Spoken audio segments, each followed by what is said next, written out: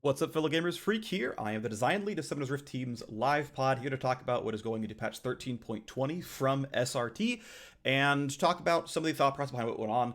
I do want to point out that there is a roughly 1 week old video, which is the patch 13.20 PBE preview. This will go into much more depth onto our thought process behind the Cassante update, the anti-snowballing changes, as well as the jungle changes going into this patch. This is going to be much more of a quick summary. And otherwise going a little bit deeper into the individual champion changes themselves. If you're looking for something that is going to be very mathy, stay tuned for the day of the patch release, where I'm going to do the breakdown of the individual changes on a sort of piece-by-piece breakdown there. That's, I think, going to make the most sense for what these videos are about.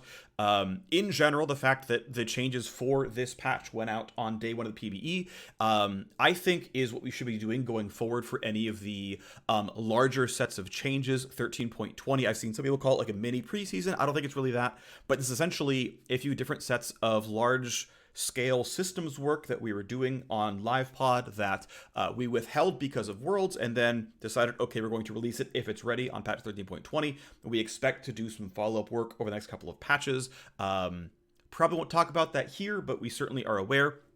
There's also some stuff we think is even larger scope that we think should wait until actually 14.1, until the new season. So there's going to be a couple more changes in some of these buckets that are going to be aimed at 14.1, but we also get the time to react and measure the impact of this patch on the game itself and see if we need to act any further or not, or if we're close and whatnot. So talk all that sort of about all that later when it comes time for it. Here to talk about the contents of patch 13.20, what our goals are, why we chose what we did, and yeah, just some maybe looks behind the scenes. So first, again, not a surprise for anyone who watched the PBE preview. If you want to go watch it, again, it's on my channel. But we are doing some anti-snowballing changes. Essentially, the extra context here is after the durability update, the game really slowed down, and so there were changes made to speed the game back up. That was patch 12.14. The results of that patch made the game very snowbally, and that a lot of games ended really fast, and they are basically faster than we think they should need to be. We know that when we do things like buffing champion kill bounties, that increases comebacks. When we introduce the idea of objective bounties, that increased comebacks. When we tune down bounties, that lowers the number of comebacks and makes the game more snowbally, of course.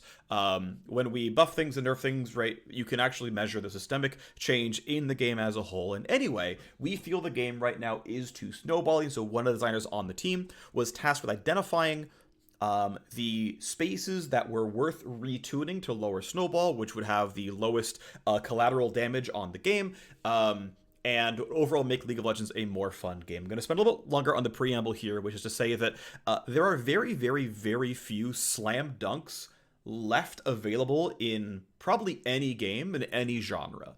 Certainly sometimes things move forward. The ability to use a mouse to look around in a first-person shooter, you know, turns out Counter-Strike, way more visceral first-person shooter than Wolfenstein 3D. Yeah, I mean, some of those graphics cards get better and whatnot, but, like, there are some things that move games forward and make games, like, better on, you know, a 99 percentile sort of scale. But a lot of the times with game design, what you're doing is you're saying, okay, well, my goals are to do this. Like, my goals are to make the game less snowbally. And in order to make the game less snowbally, I'm going to try various tactics. I'm going to try nerfing Drake rewards, or nerfing Rift Herald rewards, or nerfing turret plates, or changing death timers, or changing the amount that champions scale with gold, or whatever else, right? I'm just listing the stuff here. And then identifying that, like, well, if I nerf Drakes, this is going to make, you know, early game leads mean less, of course, but it also might mean that, like, oh, this could have a disproportionate effect in pro play where all they do is fight around objectives and they don't fight very much otherwise. Okay, well, should we take that advisement? Are there ways to mitigate this or whatnot? Hey, if we change Rift Herald, if we nerf Rift Herald, this objective that is at the top side of the map, that is going to lower top lane agency because top laners, more than, let's say, 80 carries, have a say over who gets Rift Herald compared to bot laners, more than top laners get a say over who gets Dragon. Okay, that matters. But also, what is the impact of Rift Herald? Oh, well, it often just says one top laner gets 2 turret plates and just wins the lane outright, and the other top laner doesn't get to play League anymore because they're too far behind, right? Then there's like a million things that move on here that like certainly matter. And so it's weighing the pros and weighing the cons and deciding, does it make the game better as a whole? And it is very easy. It is very trivially easy to now, I'm trying to think how I want to say this. Like, so The aggressive line of reasoning is saying you can take any change in bad faith and call it bad.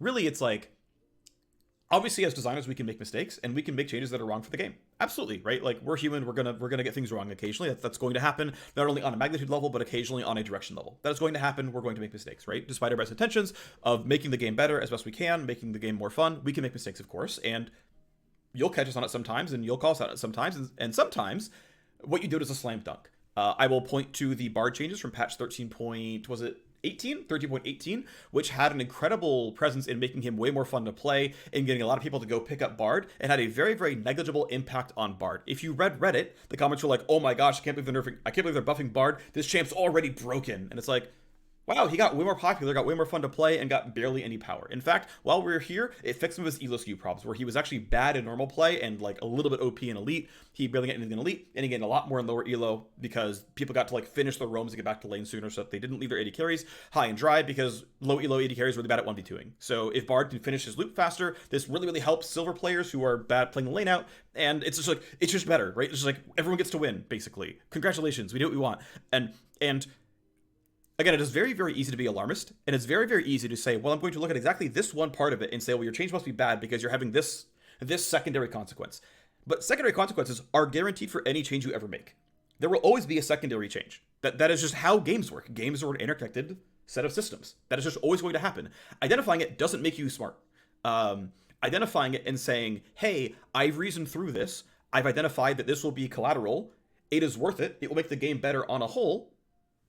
That's the actual practice that goes into like concepting this kind of work, and the level of thinking I hope we can get people at home, at, you know, on Reddit, on Twitter, or wherever, to be like, hey, I have given this more than 2 seconds of thought, and here is what I believe to be the case. In general, by the way, that is a spiel I want to provide here. That's kind of how design works. Right? Nothing is 5 steps forward, 0 steps back. Many, many things are going to be 3 steps forward, 1 step back.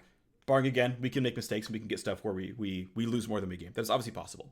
So anyway, a quick rundown on what's changing here. Right, the goal is to make the game less snowbally, that it still trends towards conclusion, that games are satisfying to play out. But hey, if the game is over because you're 0-3, you're not gonna have fun, and you're trapped in the game until at least 15 minutes in the game. And just that in general is the reason why we're doing these changes at a very sort of basic level. At a baseline level, the game is more snowballing than we think is appropriate for the game League of Legends, so we are attempting to systemically lower the amount of snowballing in the game. Okay, so basically what this first line says is that Drake stacks are less powerful, but the Dragon Soul is more powerful, which means getting the first Drake is going to snowball people who aren't you less. This means playing towards bot lane and winning bot lane is going to mean less because you're getting much less out of that Drake itself. In some cases, they're nerfed by almost half value. It's around 60 to 65 to 70% per Drake. It depends on the Drake, of course, but that is about the level here that unless you get Soul, the value of Drakes have been nerfed by about 1/3. And then Dragon Soul is a little bit stronger. The end result is probably going to be that a team with Dragon Soul is going to be slightly weaker than before, but not by that much. And it just slightly lowers early game snowballing, but still says that you're going to do nothing for 20 minutes. The other team will have Dragon Soul, and it will be about as powerful as before in closing the game out on you. And if it's a case where they got 4 Drakes and you got 1, that parallel is actually larger than it was before because individual Drake stacks are less valuable anyway. So this hopefully means that playing towards Soul is still very valuable, and it still can be a win condition. Giving enough time if you want to scale and fight for Drake 4, Drake 5, you can, while still saying that AFKing is going to be losing proposition.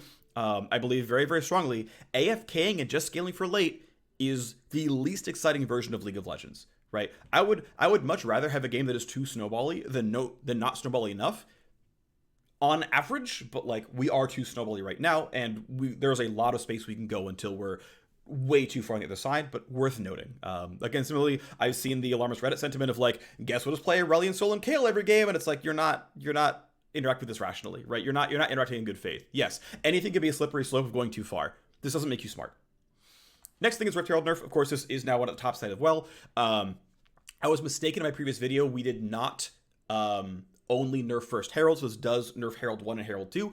Worth noting that, of course, not only is the Herald itself going to give 100 less gold, which has some value, the turret plates themselves are going down 50 gold. A Herald charge usually kills about 1.7 plates. You can round it to 2 plates with it being in combat a little bit longer, which means the total value of Rift Herald is down 200 gold.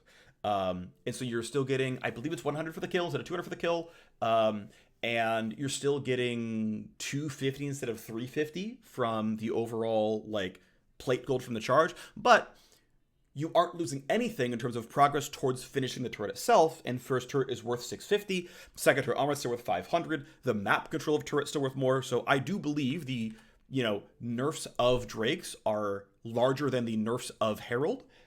In terms of, like, immediate impact, it's relatively close percentage-wise, but finishing the entire turret certainly, moves that back over to the side. But yes, the turret plates are being nerfed from 175 to 125, so the individual snowballing of you getting left behind, dying to a single gank, losing 2 plates and 3 waves and everything else, you're going to be much, much less behind. This turns into death timers changes, where from levels 2 through 10, death timers are 2 to 6 seconds shorter.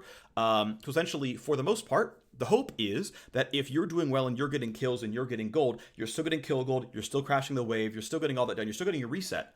But the opponent is going to lose 3 fewer minutes of experience. They're going to lose a little bit less, so that the 0-3 champion is less screwed, but the 3-0 champion is similarly powerful. That's the hope here. That's the hopeful result, is that we have softened the losing side a lot and hurt the winning side by less. That the overall sum total is a more fun game of League, where if you're 0-2 on Riven, you're not, the game's over, I can't win. It's, oh, I'm 0-2 on Riven, but I'm not down levels yet. And you know what? I caught my opponent on a respawn timer. They didn't finish Warhammer. We're actually still both at double longsword, because they couldn't quite, that different in plate gold or something meant they couldn't finish Warhammer. So I'm actually on equal footing for the small window. They get 6 first, but I wait 1 wave, and now I'm 6. I can still fight against Renekton. Like, that's kind of the hope here, that you just nudge a couple of instances of you can just, maybe you got an extra window to fight back. You're not quite as far behind and whatnot. This then trends into rune nerfs. This is basically, as far as we can measure, the single biggest jump in snowballiness in League of Legends was Runes Reforged back in 2017. That the power level of runes was actually so high, especially towards offense, that actually made the game more snowballing than any other individual patch in history. This essentially goes to undo this a very, very little bit. It's not a big trend. The initial goal here was actually to just simply convert a lot of runes from largely being based on AD and AP ratios to be more based around per level scaling. In general, kills give you more gold than experience. And if you're winning your lane, you're going to get more gold than your opponent, but you're going to get equal experience to them, because as long as they can soak XP, they're still getting that at full power. And so if runes can be shifted in toward XP value and away from gold value, then this is a way to fight back, to say, well, my summoner spells don't scale off gold in any really meaningful way, right? Ignite is purely based on champion level, Ghost purely based on champion level. Yeah, some of their first multipliers, right? Teleport brings your champion to another location on the map. Well, if you have more gold, your champion's more valuable, obviously, right? Ghostblade leaves you in combat or in range. The more powerful you are, the more this matters, of course. But again, there's plenty of runes that are, like, truly champion power agnostic, and so, in general, the more of your power is based in things that don't scale on gold, the less that gold difference can matter. And it means it's just getting XP can get you there. That was sort of the initial concept behind making these rune changes here. The end result ended up being that we chose numbers that were roughly a 10% nerf to the runes. So designer who did this project ended up picking numbers that were about roughly 10% nerfs to a bunch of runes that had gold ratios on them. He elected to preserve ratios as a light fear of champions like maybe Maokai or Sejuani. And to be fair, like, Maokai currently runs first right quite a lot, but just a bit of caution over tanks just running damage runes, because they're just going to be strictly better than them running tank runes. And so through a small amount of caution, decided to leave some small vestigial ratios on these runes just to preserve the balance lever in case it did happen. I don't mind going most of the way for one patch, deciding if we want them or not, and then going the rest of the way if we need to later. It's okay to not solve the issue perfectly in one patch. This still says, by seeing an AD and AP ratio, this rune is still good for town, there's an attack damage ratio on it. Okay, good to know. This thing is something that I might care about. But again, I can totally see, I've seen the arguments on the internet about, like, why bother having it there? It could be tooltip clutter, whatnot, and there's a reasonable argument there. I'm not going to say this is the must be the perfect tuning. Again, we're humans, we can make mistakes, whatever. But anyway, this just says that runes, again, care more about XP and less about gold. we realized, as a designer put in the numbers, we talked about it, it's like, okay, these are nerfs to the runes overall. Okay, we're fine with nerfing the runes. We saw community feedback over these runes coming out, and people was like, wow, they've nerfed all these damage runes. Good. I'm glad they're lowering the amount of damage in the game. We're like, you know what? Okay, let's go ahead and follow through on the rest of the damage runes then, and ensure that, like, we nerf them by as much as we nerf the other things. And so we went in and we added nerfs to Lethal Tempo, and we added nerfs to Conqueror, to the tune of about 10% weaker, because that's how much First Strike got nerfed, and roughly as much as Electrocute and other stuff got nerfed. And said, okay, we're going to nerf these things by about 10%. It means that Fleet Footwork gets nerfed as well, as that's a competitive rune, and it means that in the short term, and a rune like Phase Rush, and a rune like Grasp, and Unsealed Spellbook, and all these runes we didn't get touched, and, you know, Aftershock and whatnot, they're going to gain power in comparison. I think in the short term, if more top laners move from Conqueror to Grasp, that's fine. If more mages run from Comet or Electrocute to Phase Rush, we probably can't sustain that for a very long time. I think Phase Rush very quickly can become a frustrating rune, and so we're, you know, willing to fast follow on if a rune gets too popular and there's too much Phase Rush. That can be really warping to the game, and it can make skill shot champions feel like they can't function, and it can make ganks feel like they can't do anything. We can easily follow up, that's fine. So we'll see what happens in this patch, but, you know, of course, we're going to follow up. And at the end of the day, runes are about 10%, you know, a slew of keystone damage-oriented runes are about 10% weaker. That's the case for this patch. Okay, fine. Finally, we're increasing Baron health. This is going to be most impactful when it first spawns at level 20. Baron basically gains N health per minute, and so a flat health buff is going to disproportionately affect level 20 Baron, or sorry, minute 20 Baron.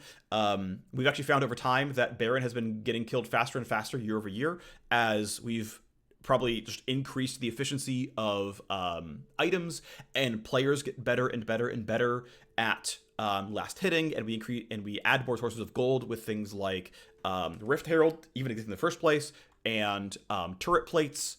It's like, okay, well, Champs is getting stronger and stronger by the time 20 minutes rolls around. There's certainly a way we can go in and try to nerf a bunch of sources of gold. I mean, to be fair, we are doing that literally here, but regardless, still doing a change where, okay, Baron is currently probably dying too quickly at 20 minutes, and so a early game buff to Baron health. Okay, cool. I spent 10 minutes on a thing we've already talked about before. Let's move on, try to be a little bit faster. Next big set of changes is a big suite of nerfs to Jungle Agency. I'm going to go much faster here. Smite's going to do less damage to champions. Your tier 3 avatar is going to do less for you overall. Camps will have more health between level 3 and 18. In actual practice, this is going to, actually, it's going to be technically level 4 to 18, technically. But essentially this means roughly half your camps from the second clear onwards will have about 7% more health. So your clears are going to take about 3.5% more damage to finish killing. That's the end result. It's not a huge deal. But yeah, you're going to have to deal about 3% more damage per jungle clear after the first clear is the way the math works out here. Meanwhile, Camp's going to be doing less damage from, I think it's actually, again, level 4 onwards. I don't remember, actually, but it doesn't really matter. From level 3 or 4 onwards, Camp's going to be doing less damage to you, and so you'll be taking less damage from jungle camps. This is coinciding with camp healing getting nerfed. Essentially, the amount of healing that you get out of killing a large monster will depend on the champion, but essentially, if you're very, very high health, you'll get almost nothing, and if you're very, very low health, you'll get as much or more than before. This is coinciding with a cap on the amount of heal per second your jungle pet can give you. This will not matter unless you are Rammus, or very, very late in the game with a lot of items. And secondarily, an increase to the armor and MR ratio, and a nerf to the AD and AP ratio of jungle pets. This means that your example tank Maokais and tank Sejuanis and tank Zax will be less slow than champions like Hecarim or Lilia, and so it doesn't default that tank junglers just must be spam ganking because they're not allowed to clear. This will close the clear gap somewhat. It will slow the clears of champs like Hecarim a very little bit. It will raise the amount of missing health a champion like Hecarim will have while clearing the jungle, though they still, of course, self-heal, so it's not going to be a big problem, but it is a very, very light retouch towards what junglers can do and the power disparities between them. Rift Scuttler is getting more health. Its rewards are shifted later into the game. There are changes to basically make non-junglers worse at killing jungle monsters. Basically, jungle monsters have 20% more health against non-junglers compared to live. There is no change for junglers themselves. Meanwhile, the junglers themselves are going to get about 8% less experience from minions compared to the live game until 20 minutes into the game. And then that rule is going to go away. but essentially says, yes, you know, you might take a little bit longer to clear your camps by the tune of 3% damage, although the mobility is still a required thing. So even then, if it does take longer, you're not taking 3% longer in total because walking is still part of it. So you're actually 2% slower on clear second onwards, but you're getting 8% less XP from lane minions. So this is if you successfully kill the enemy top laner and you shove the wave in, the enemy jungler doesn't get a level lead on you by soaking the double wave you've pushed. This means also if you get a successful gank in top lane and you shove the wave, you're getting less from that wave shove. It may still be correct, it may still be fast, it still may be very good XP per second because it'll take you 10 seconds to finish the wave, and you're still going to get, you know, a third of a wave worth of XP. It's still going to be valuable for you, right? That's still, you know, a third of a level. If you know, if it's still gonna be a couple hundred XP, 100 or so XP, which is still worth your time, but you're just going to get less out of it. And so, hey, we can reinforce going back to your own jungle and feeling good about it. And then meanwhile, individual laners going to be a little bit stronger compared to junglers by giving a small stat buff to all the starting items: Doran's Blade, Doran's Ring, Doran's Shield, and Spell Thieves, and all the other support items, so that when a jungler does come through for their first clear and they go for their first gank, the laners have a bit more health, bit more AD, bit more AP, and a little bit more chance to fight back against you. In general, the learnings I have found is that making the jungler more deadly and more difficult does not really give us the gains we want. It certainly can slow down junglers and have them lower health, but it makes jungling feel really, really bad. I believe the correct way to tune jungle over the next couple of years is to actually make jungling easier, but make it an appropriate time sink, but make it feel like satisfying and like fun to clear. Like even if you add like, let's say some mini games where it's like, if you like dodge the blue buff's punch skill shot, you can like hit a weak point for bonus damage and like feel engaged in the combat. Like there's probably something there that's pretty valuable. Not require it, right? Like if you AFK and all you do is F1, F2, F3, F4 and look at your teammates, you can do that. But like as a fun little mini game to play, like that kind of thing is actually probably the way we could move jungle in the future, and it would probably be a positive. I think we can make jungling more fun, more rewarding, more engaging, but we actually don't want to make it harder. It's just about the time spent. I think that's probably a decent way to move in jungle. I'm not sure this is the kind of thing that, you know, obviously discuss with the team, but might be a valuable and sort of fertile route forward on jungle changes in the near future. Regardless, the goal here is to nerf jungle. Jungle is very, very overpowered while trying to lower the fun of the role as little as possible. And the hope here is that we've mostly captured that. Next thing is a big patch update to Cassante. This is a much more simplified list compared to what you saw in the previous video. TLDR on goals is heavily increasing top-level counterplay, and while trying to add something back that can still feel fun for Cassante. So the big thing is that W now has a minimum channel, so you can no longer use like E-tap W as a combo starter to hit confirm your entire kit. So that's going away. W will hit confirm if you land Q3.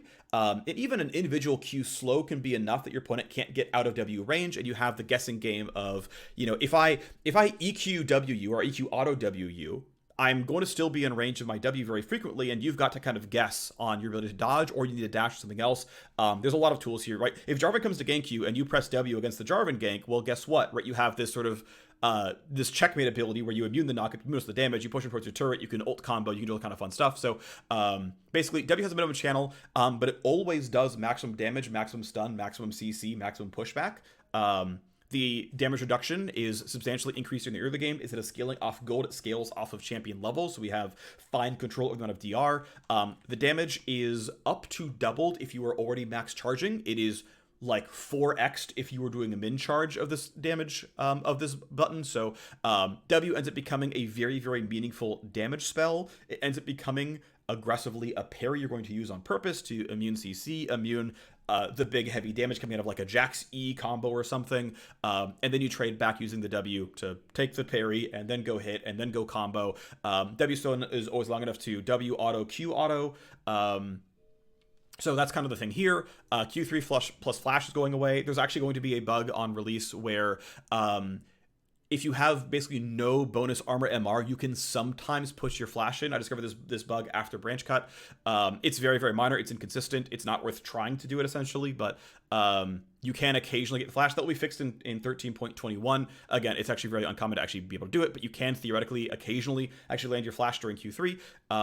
Again, caught it too late, but regardless, this is another way that Cassante was able to essentially fully shortcut counterplay and resilience, and say, actually, as long as I threaten pressing Q in the first place, if I flash, you instantly die.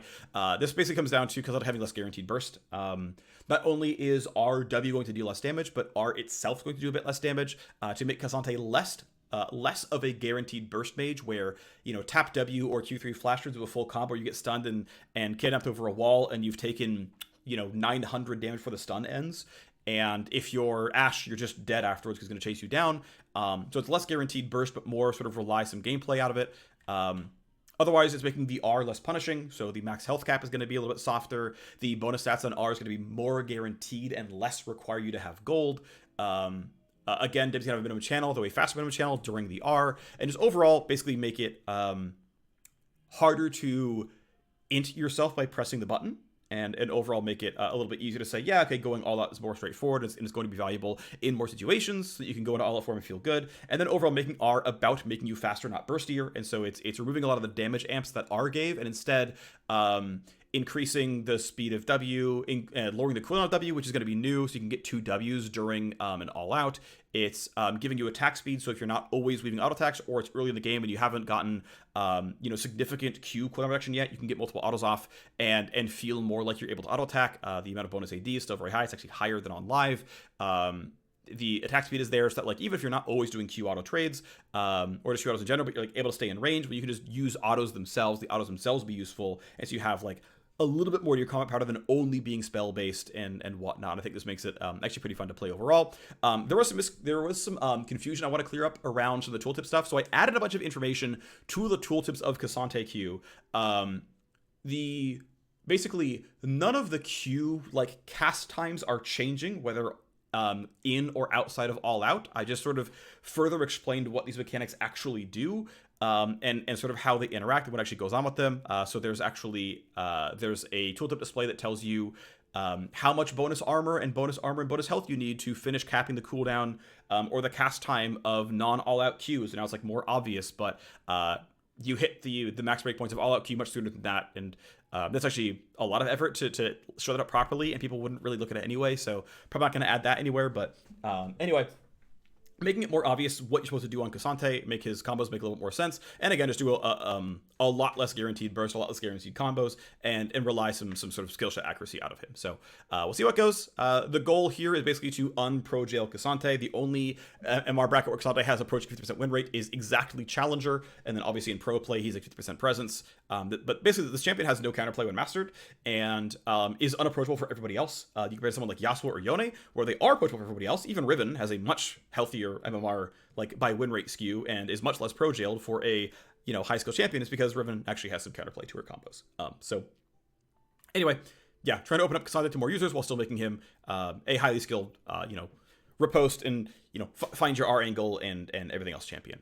Okay, so this brings us to a big set of champion changes. So we'll kind of go down the line of champions that we either identified that we wanted to buff at the start of the sprint, so 2 weeks ago, or identified on Monday after the patch drop that either we didn't buff them as much as we thought, or new information came to light, or something else. But first up, we are buffing Galio. Basically, the buffs weren't as much as we thought.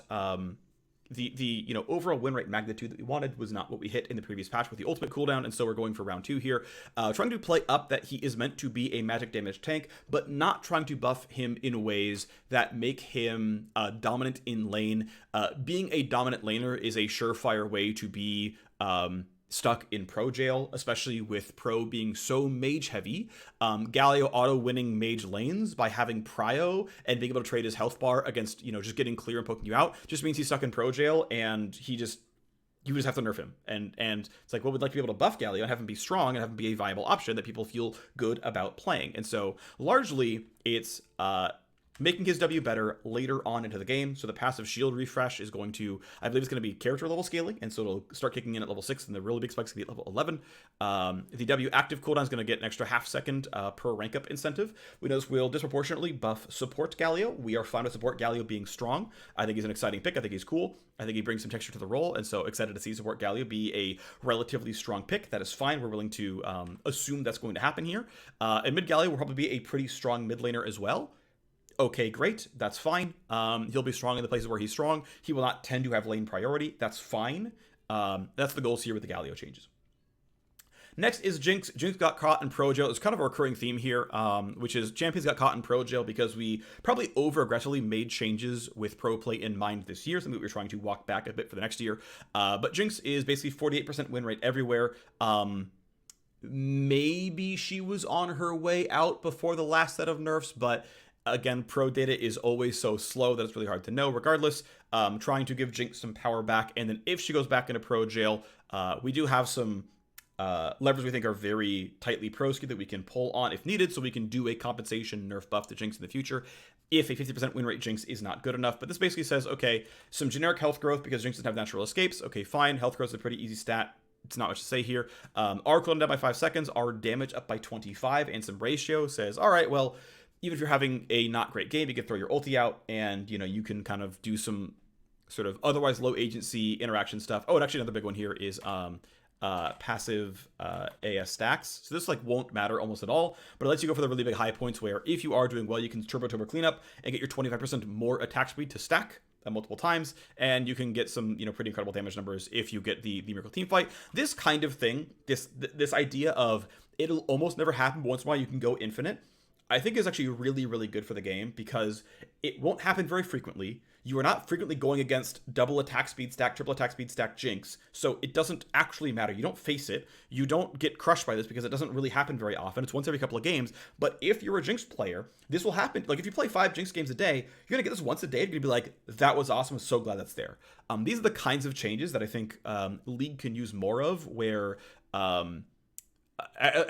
as long as you're not chain healing and going back to full HP after every single fight, that's the kind of thing where going infinite can feel really bad on an Aatrox or a Kayn, where it's yeah, they're just ahead and they don't lose health anymore.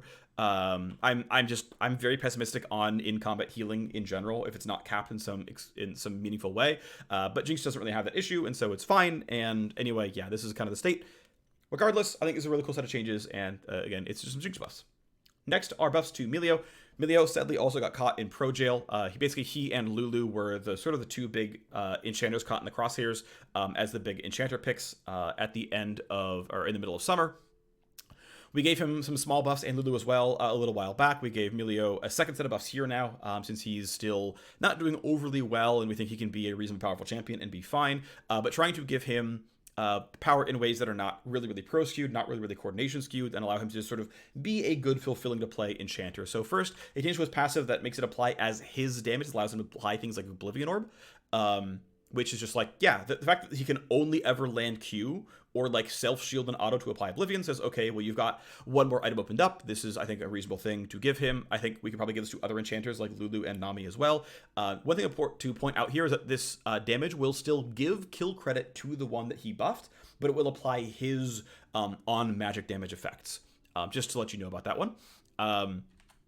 A buff to the E cooldown and the just shield value of the shield itself to say, as a raw enchanter, you're going to be stronger. And then an AP ratio buff to the R to say, hey, if you are doing well, here's a bit more to your ultimate. It's not a huge deal. This ultimate is still mostly base value, not a lot of ratio. That's fine. Not a big problem with that one. But hey, just by the way, the R AP ratio is getting better. So hey, Mila's getting some power in ways that we hope to not be very pro-skewed.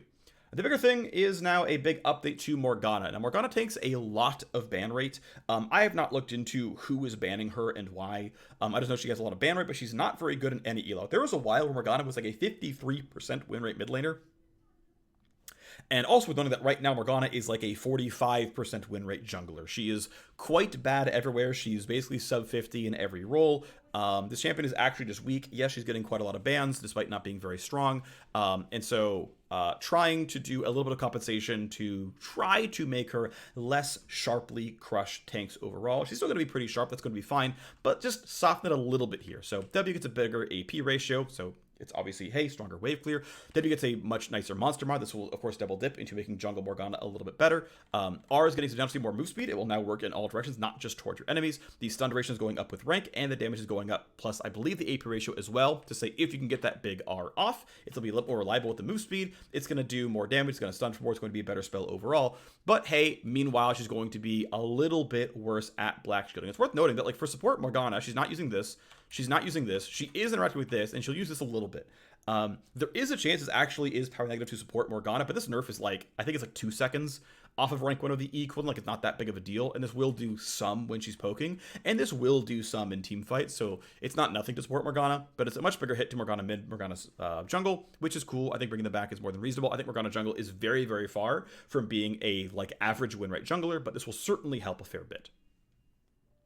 Next is a buff to Ziggs, just buffing the Q radius. This is a revert from back in, I believe, 2014.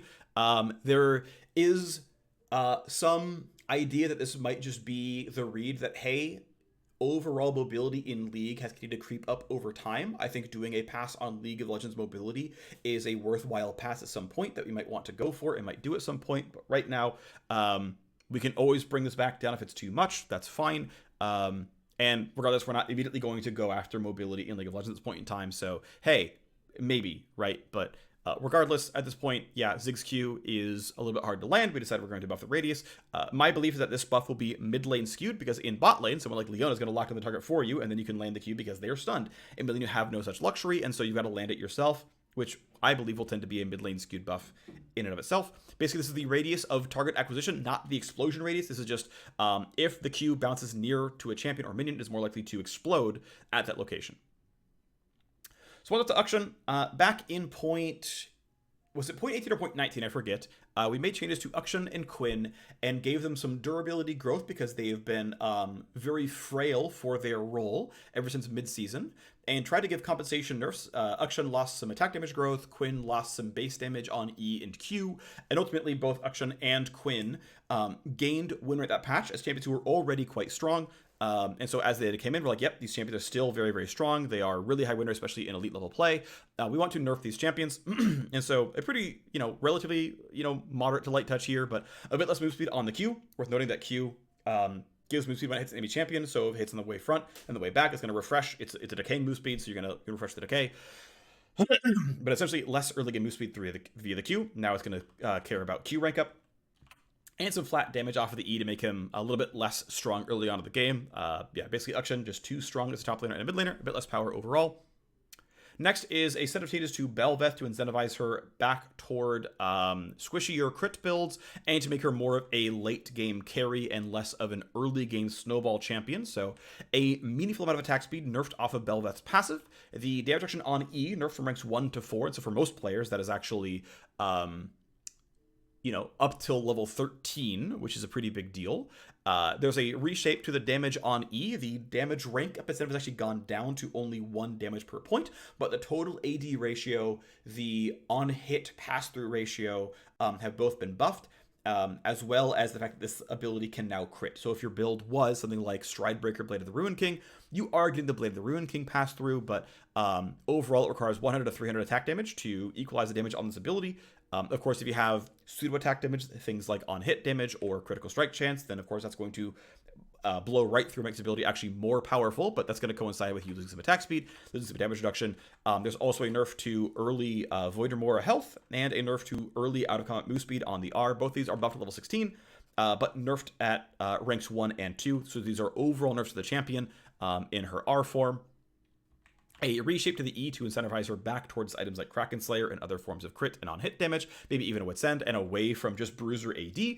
And yeah, overall, Changeless should move her toward squishier builds and move her a bit more toward the late game. Next is a change to Kai'Sa.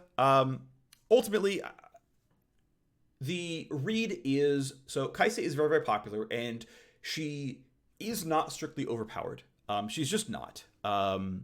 She does get a bit of power with the new lethality build. The Umbral Dustblade build seems to be pretty strong. To be fair, we also are nerfing Dustblade this patch. But she does gain some power from the new Dustblade build. And so she's, I still wouldn't say strictly overpowered, but she is...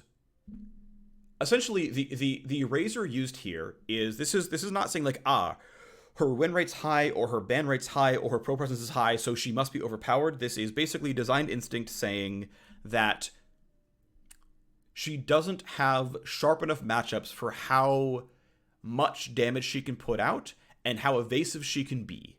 And so she should have some slightly weaker lane matchups, specifically into physical damage lane bullies. Kai'Sa has above average armor for a champion, for an AD carry specifically. Her health is more reasonable. Her health regen is pretty reasonable. Her attack range is pretty normal. But armor specifically is a little out of line as one lever that's like kind of a little bit misplaced.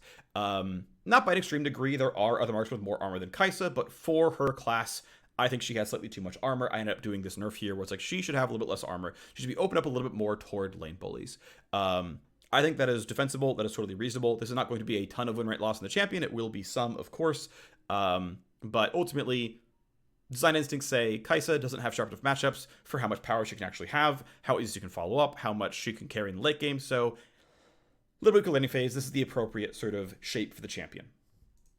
And if she needs to be buffed down the line, that's fine. She can scale better with gold or scale better with level or something else or be more mobile or who knows what, but that could be for another discussion if, you know, we think she's actually weak afterwards. Next is Quinn. As I mentioned with the Action Changes before, Quinn gained quite a lot of power back a couple patches ago, and so trying to put Quinn's power level into an appropriate spot. Now, much like Action, we're not trying to make Quinn a late game champion. I think both these champions are best served when they are lane bullies, and they're not just ranged top laners that scale and scale. These champs should be skewed toward early game. However, when identifying Quinn as a champion and looking at her strengths and weaknesses, what she does, though Quinn is early game skewed, a lot of her numbers are out of line for her class of champion. So I'll talk about the move speed first. The baseline move speed for a ranged champion is 330. You can be 325 if you have a reason to be lower than average. Ashe should be 325. She perma-slows you and has more range than almost every other champion in the game. She should be slower than a normal champion. And if you're going to be above 330, it's because you really, really need it because you're really short range or you don't have catch-up tools or you don't have mobility or something, and so you should be 335. Quinn sure doesn't have the most attack range, but she has a ton of out-of-combat move speed, so she can always get into attack range from R.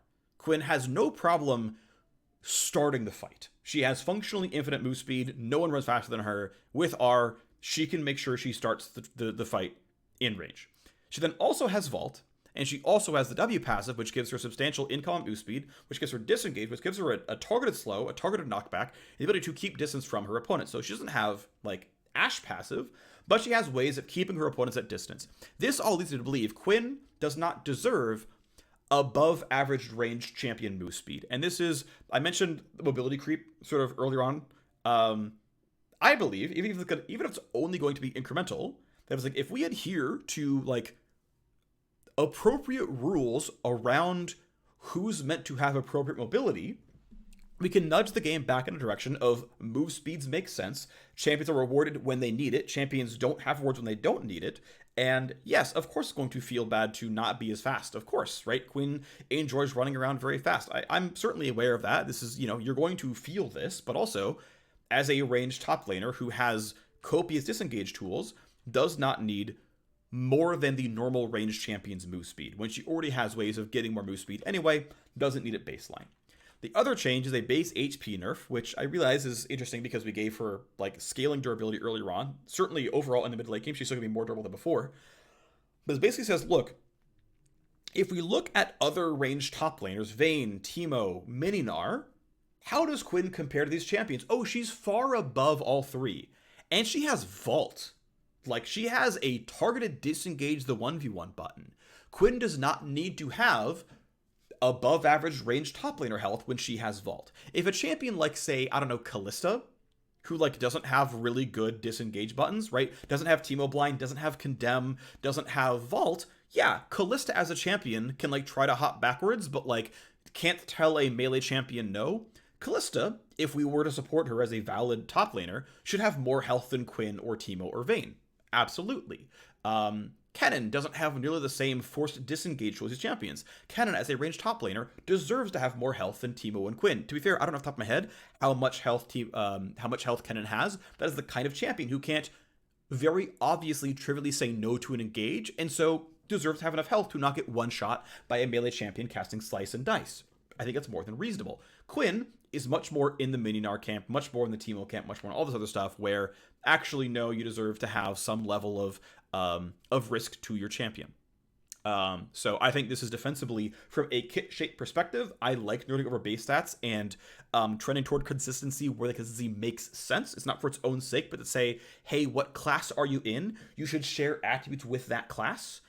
I think that is why. I think this helps us from power creeping and whatnot, and ensuring things go in the right place. And so I'm very willing to nerf base stats when those are the things that need to be put into line. I'm willing to buff base stats when those are not in line, right? This is why I gave, for example, Quinn and Akshan a bunch of scaling health, because they are meant to be able to side lane late game. These champions have to fight against Jax at level 14.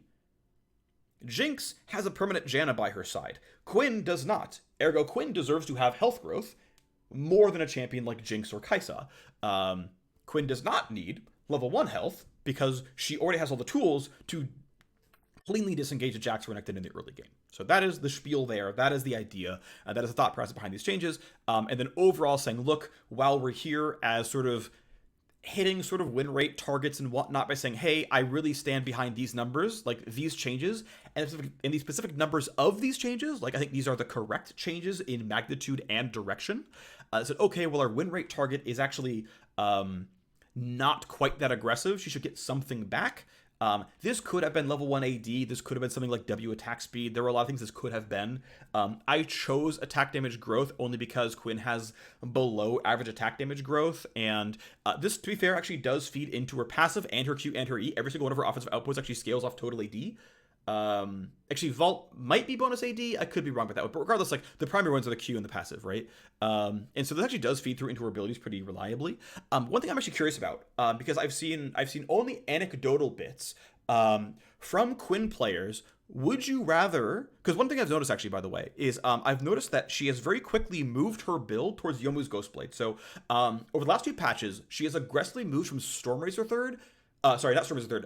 From Gale Force third to Youmuu's third, like very aggressively. It's been a huge change. And I was under the impression that Quinn players liked being late game auto attackers, but the power level between Gale Force third and Youmuu's third seems to be very similar. The power level here, maybe it's second, I forget, but the power level of those items seems very similar from what I can see, but players have very aggressively moved over to Youmuu's. So as Quinn players, do you like being Lethality Assassin more, or do you like being Marksman more at 2, 3, 4 items? Like, let me know. This won't be like perfectly representative, but like I am curious which version of Quinn you enjoy more, because we can make her less of a burst mage, less of assassin, and more of a marksman. But this also flattens out her kit a lot and risks making her a late game carry, which I don't think we're willing to do, and I think actually crushes too much of her identity. It's hard to make a good auto attacker not good late game, right? Like how do you not make a default auto attacking crit marksman not good late game? That's kind of the tough thing. And so it might be that like there's just not a version of this that works, but I'm curious your thoughts. Please share them. Let me know. Final champion change here is a nerf to Zed. So this was spawned much earlier on, which was, hey, Zed is currently playing a bunch of like mage builds. He's going Ravenous Hydra. He's going really high haste, and he's not playing an assassin anymore. And we do want to fix that, to be clear.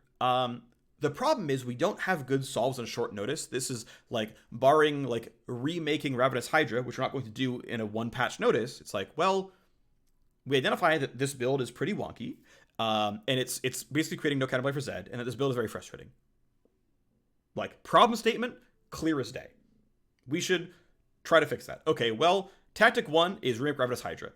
Not happening this patch, not happening next patch, okay?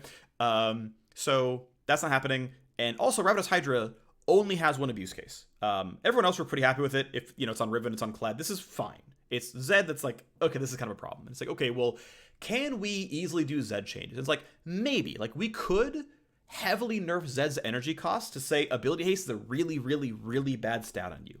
The problem is, most lethality items have ability haste on them. Serylda's Grudge, ability haste. Youmuu's, ability haste. Dustblade, ability haste. Eclipse, ability haste. Every single assassin mythic has ability haste. And a large portion of the second items you would buy have ability haste. And third items you would buy have ability haste.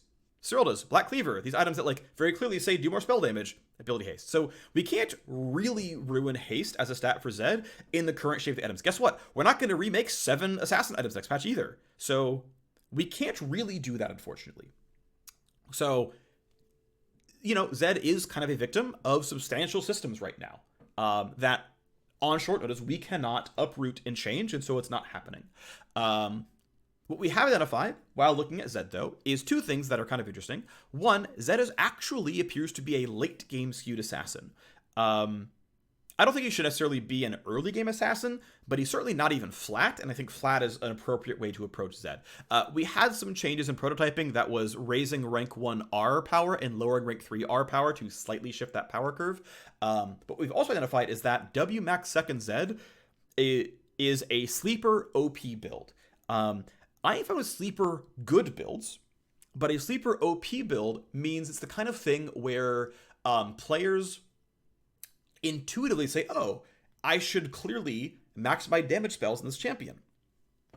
Of course, that makes sense, and it's like actually wrong.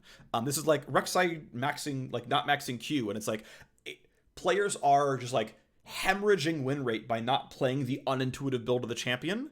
And there are times where it's like, actually, we can say, oh, this is intuitive. We can just teach you. This is like Azir can max W now because it makes sense that the soldier guy maxes the soldiers. I think the assassin guy not maxing his damage spells means something is wrong, not, this is clever. I think Shadow Spam Zed is not the build we should try to support. It should be more the Assassin Zed. Now, this still may put WMAX second as his optimal build. It is just less so. This is not like full champ reshape. This is we're nudging in a valuable direction of his late game is going to be weaker. Most players max E second, and so level 14 through 18, Zed is going to be weaker. This is going to be a nerf, and it's going to be a late game nerf. Some Zed players identify they can max W second. This will be less the best build, and so people will be comparatively more rewarded going for the intuitive EMAX, which I believe, again, should be probably the supported build for Zed. There's a time, like, to sort of spin on this topic a little bit here, there's a time where opening up these builds makes sense, and like, what should you max? Oh, this is intuitive and interesting, and hey, this is a different playstyle, isn't that neat? And there's times where it's like, no, this is just like where the gameplay is. This is like, yeah, all of the gameplay is in ZQ, and as an assassin, he should probably be maxing the damage abilities. If it's not worth maxing E, something's probably wrong on rank ups or something else. And so it's sort of a light touch here, but like, this is a case where I can get behind defending. We should probably enforce E max second as optimal build. I'm not saying, again, that this change does it here, but it is a nudge in the correct direction. It is a direct nerf to a highly banned champion that he's not strictly overpowered, but a highly banned champion. And overall, this is a change that puts us steps forward in League of Legends, right?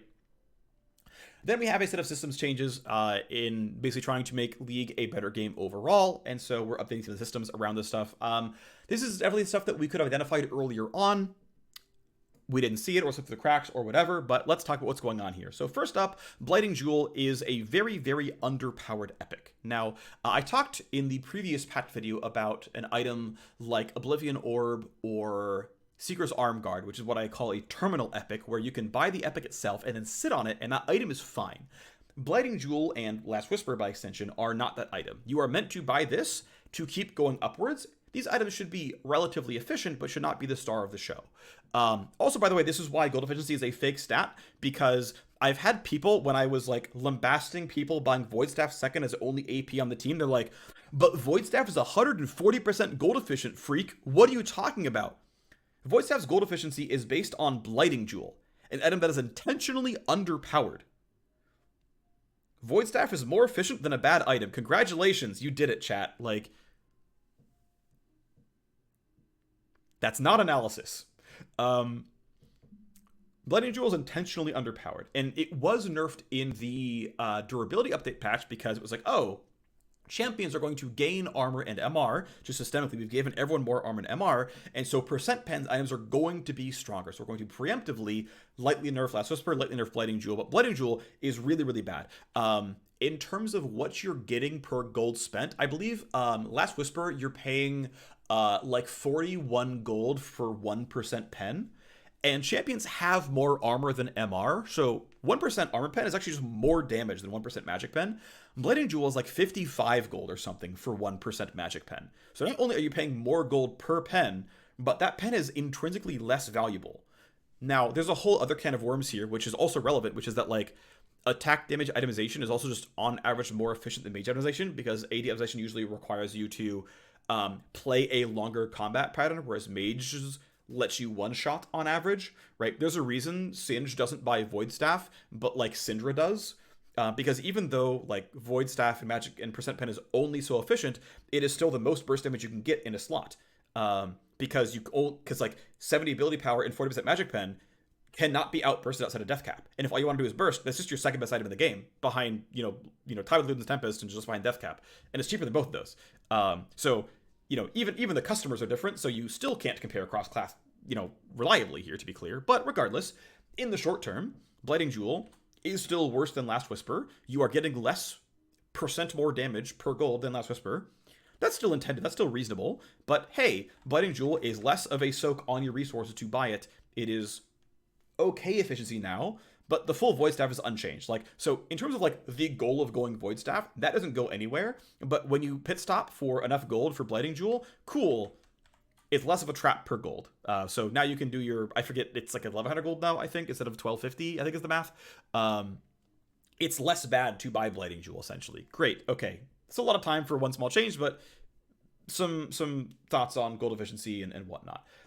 Next is a buff to Youmuu's Ghostblade. So Youmuu's doesn't really have any core assassin users.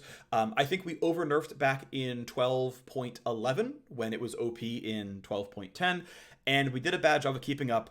I just personally wasn't looking at assassin optimization, is what I can say. I just wasn't looking at it. No one else saw this as an item that was clearly underperforming. It got brought to our attention.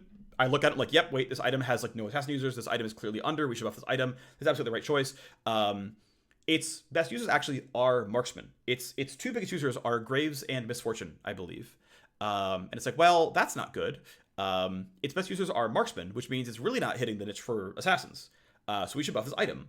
And if it really was overpowered in 12.10, then we can't buff it as much as it was in 12.10, but we can go most of the way back. And so this patch, we're buffing the Haunt lethality, the first few seconds in combat lethality, to close to the old values. Not quite the old values, but closer to the old values. And the reason I'm picking Haunt here as a lever, I did the design work on this change, was that Haunt is assassin skewed.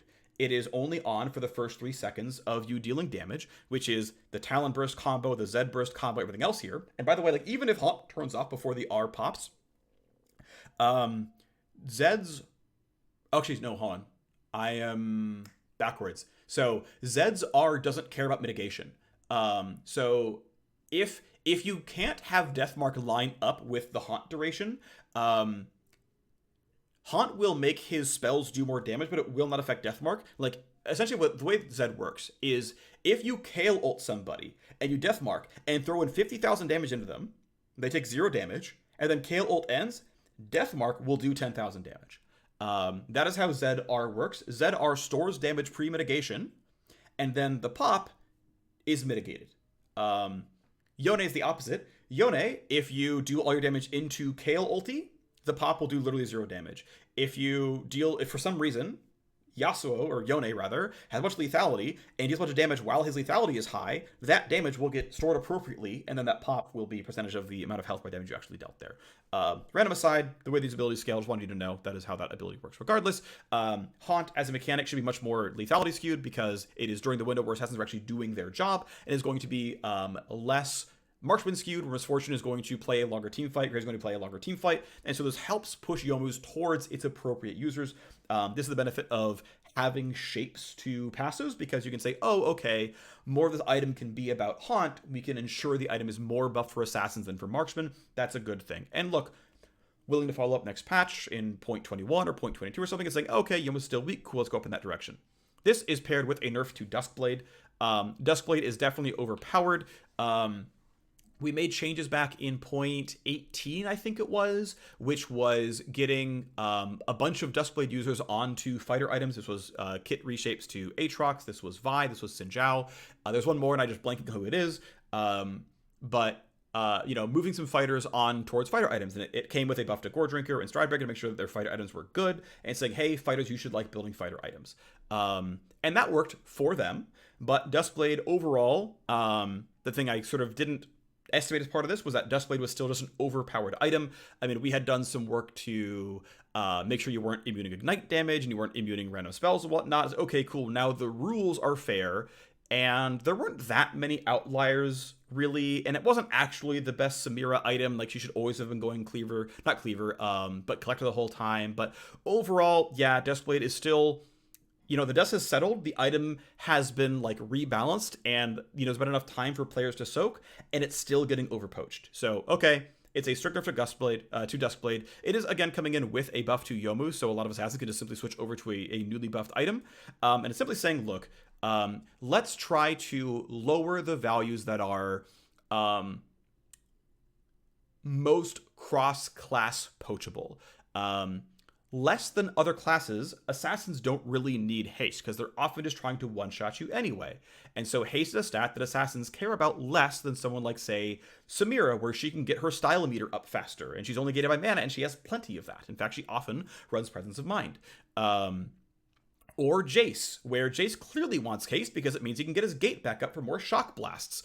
He clearly really loves this stat more than maybe Talon, where Talon's gonna full combo you and his Q's not coming up in time, anyway, so who cares?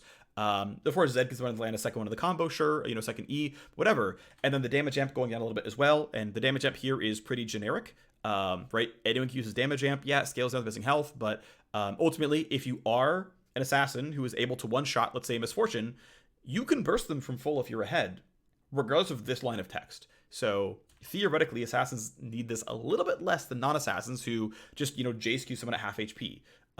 So Dustblade is getting nerfed. Now, there was a consideration to say, actually, maybe we should just brick Dustblade. Maybe Dustblade should be tuned like Predator and Turbo Chem Tank, where they functionally don't exist and no one runs them.